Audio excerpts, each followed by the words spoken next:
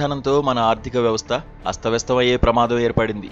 అడ్డగోలుదారుల్లో అక్రమంగా తరలివస్తున్న ఫారిన్ రెమిటెన్సులపై ఎట్టకేలకు ఆదాయ పన్ను శాఖ దృష్టి పెట్టింది. ఇలాంటి చర్యలు ఆపడానికి ఇన్కమ్ ట్యాక్స్ విభాగం ఎన్ని చర్యలు తీసుకున్నా పన్ను ఎగ్గొట్టేందుకు కొందరు ఎప్పుడూ అక్రమ మార్గాలను వెతుకుతుంటారు.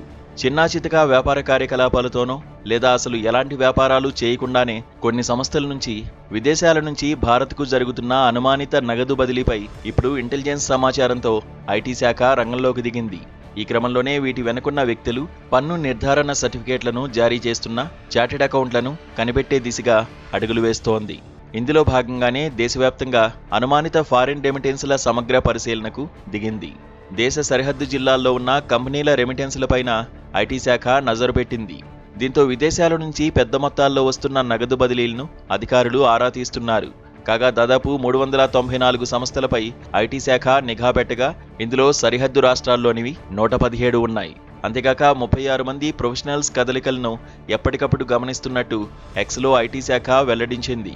భారతదేశంలోని సరిహద్దు జిల్లాల్లో ఉంటూ విదేశాలకు నిధులను తరలిస్తున్న కంపెనీలపై ఐటీ శాఖ నిఘా పెట్టింది.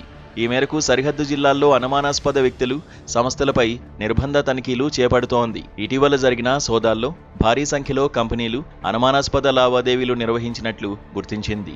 డొల్ల కంపెనీలు ఫామ్ 15CBపై ఫామ్ 146 సర్టిఫికేట్లను జారీ చేస్తున్న సీఏలపై ప్రత్యేకంగా దృష్టి సారించినట్టు పేర్కొంది. టాక్సేషన్, ఇతర సవరణ చట్టాలు 2026కు రాష్ట్రపతి ద్రౌపది ముర్ము ఆమోదముద్ర వేశారు. Payment and settlement systems act 2007కు గ్రీన్ సిగ్నల్ ఇచ్చారు. దీంతో ఇక యూపీఐ లావాదేవీలపై ఎండీఆర్ ఛార్జీలను అమలుపరచడానికి కేంద్ర ప్రభుత్వానికి వీలు చిక్కినట్టయింది. దేశ ఆర్థిక వ్యవస్థ బలోపేతానికి ఇలాంటి అక్రమార్కుల అరాచకాలు అరికట్టే దిశగా ఇది గొప్ప ముందడుగనే చెప్పాలి.